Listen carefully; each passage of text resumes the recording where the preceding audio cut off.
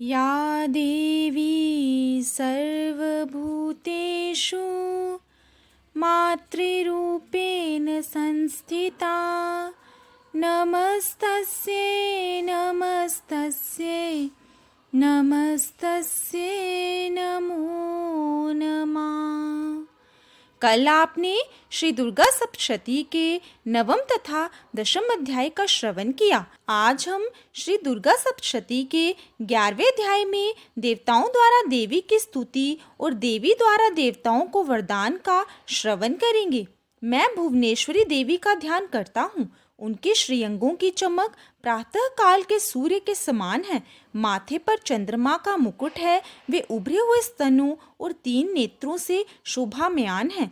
उनके मुख पर मुस्कान की छटा छाई रहती है और हाथों में वे वरद, अंकुश, पाश तथा अभय मुद्रा शोभित हैं। ऋषि बोले, देवी के द्वारा वहाँ महासुरेश्वर शुंभ के मारे जाने पर इंद्र आदि देवता अग्नि को आगे करके उन कात्यायनी देवी की स्तुति करने लगे। उस समय इष्ट प्राप्ति होने से उनके मुख कमल चमक उठे थे और उनके प्रकाश से दिशाएं भी जगमगा उठी थी।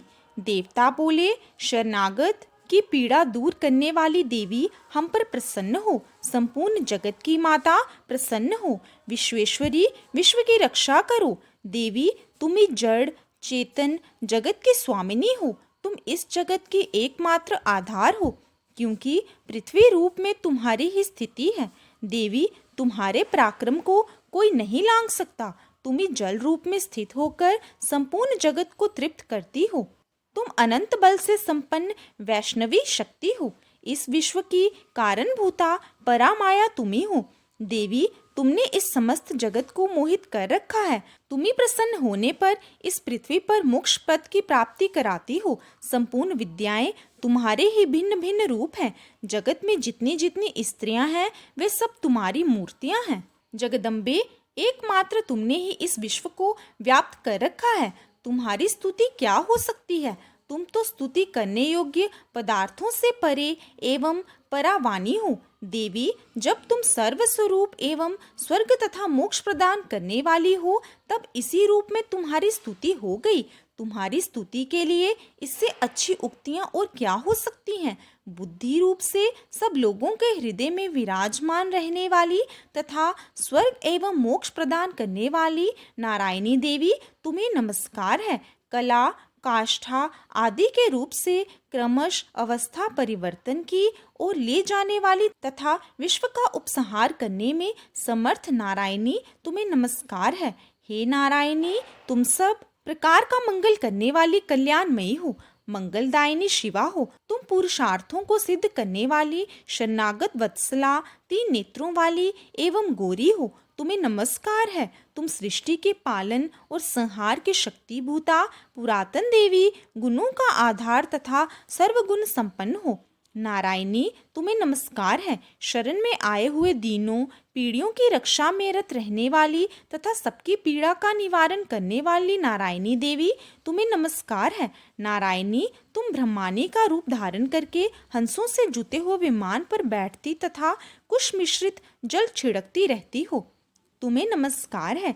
माहेश्वरी रूप से त्रिशूल, चंद्रमा एवं सर्प को धारण करने वाली तथा महान ऋषभ की पीठ पर बैठने वाली नारायणी देवी, तुम्हें नमस्कार है। मोरों और मुर्गों से घिरी रहने वाली तथा महाशक्ति को धारण करने वाली कुमारी रूप धारिणी निष्पापे नारायणी, तुम्हें नमस्कार है। शंख, चक्र, गदा और शारंग धनुष रूप उत्तम अस्त्रायुधों को धारण करने वाली वैष्णवी शक्ति रूपा नारायणी, तुम प्रसन्न हो। तुम्हें नमस्कार है। हाथ में भयानक महाचक्र लिए और दाढ़ों पर धरती को उठाए वाराही रूप धारिणी कल्याण में नारायणी, तुम्हें नमस्कार है। भयंकर नरसिंह रूप से दैत्यों के वध के लिए उद्योग करने वाली तथा त्रिभुवन की रक्षा में संलग्न रहने वाली नारायणी, तुम्हें नमस्कार है। मस्तक पर किरीट और हाथ में महावज्र धारण करने वाली सहस्र नेत्रों के कारण उद्दीप्त दिखाई देने वाली और वृत्रासुर के प्राणों का अपहरण करने वाली इंद्र शक्ति रूपा नारायणी देवी, तुम्हें नमस्कार है। शिवदूती रूप से दैत्यों की महती सेना का संहार करने वाली तथा भयंकर रूप धारण करने वाली नारायणी, तुम्हें नमस्कार है। दाढ़ों के कारण भयंकर मुख वाली, मुंडमाला से अलंकृत मुंडमर्दिनी चामुंडा रूपा नारायणी, तुम्हें नमस्कार है। महाविद्या, श्रद्धा, पुष्टि, स्वधा, लक्ष्मी, ध्रुवा, महारात्रि, लज्जा तथा महाअविद्या रूपा, तुम्हें नमस्कार है। मेधा, सरस्वती, वरा, भूति, तामसी, नियता तथा ईशा रूपिणी नारायणी, तुम्हें नमस्कार है। सर्वस्वरूपा सर्वेश्वरी तथा सब प्रकार की शक्ति से संपन्न दिव्य रूपा दुर्गे देवी, सब भयों से हमारी रक्षा करो, तुम्हें नमस्कार है।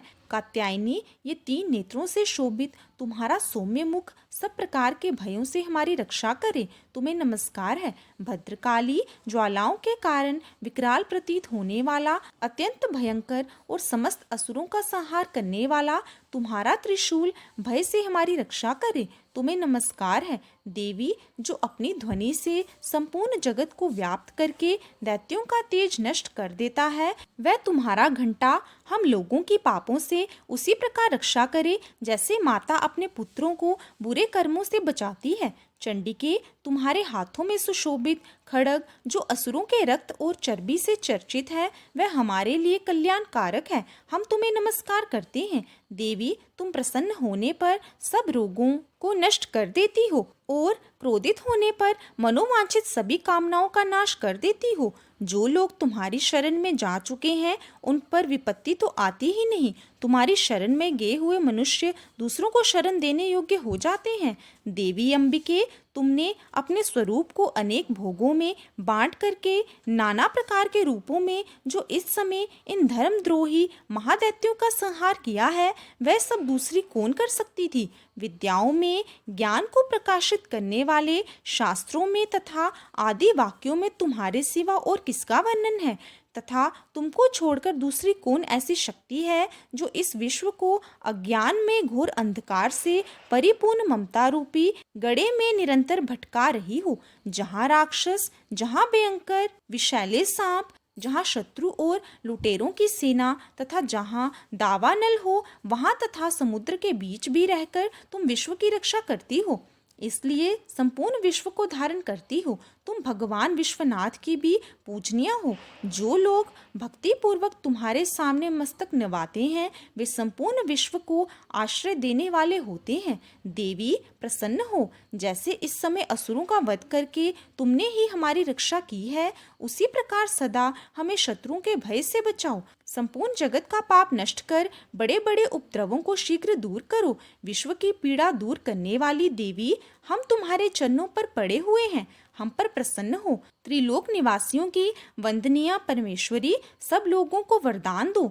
देवी बोली, देवताओं, मैं वरदान देने को तैयार हूँ। तुम्हारे मन में जिसकी इच्छा हो वह वर मांग लो। संसार के लिए इस उपकारक वर को मैं अवश्य दूंगी। देवता बोले, सर्वेश्वरी, तुम इसी प्रकार तीनों लोकों की सारी बाधाओं को शांत करो और हमारे शत्रुओं का नाश करती रहो।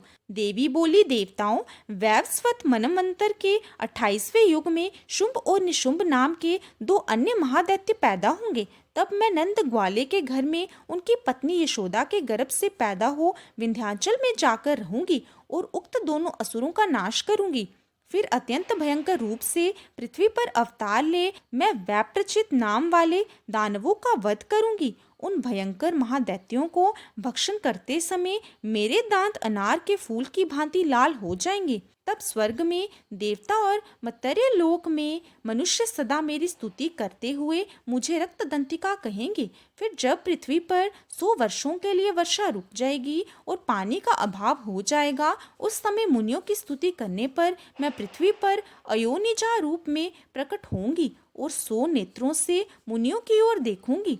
अतः मनुष्य शताक्षी इस नाम से मेरा कीर्तन करेंगे। देवताओं, उस समय मैं अपने शरीर से उत्पन्न हुए शाकों द्वारा समस्त संसार का भरण पोषण करूंगी। जब तक वर्षा नहीं होगी तब तक वे शाक ही सभी प्राणियों की रक्षा करेंगे। ऐसा करने के कारण पृथ्वी पर शाकंभरी के नाम से मेरी प्रसिद्धि होगी। उसी अवतार में मैं दुर्गम नामक महादैत्य का वध भी करूंगी। इससे मेरा नाम दुर्गा देवी के रूप से प्रसिद्ध होगा। फिर जब मैं भीम रूप धारण करके मुनियों की रक्षा के लिए हिमालय पर्वत पर रहने वाले राक्षसों का भक्षण करूंगी, उस समय सब मुनि भक्ति से नतमस्तक होकर मेरी स्तुति करेंगे। तब मेरा नाम भीमा देवी के रूप से प्रसिद्ध होगा।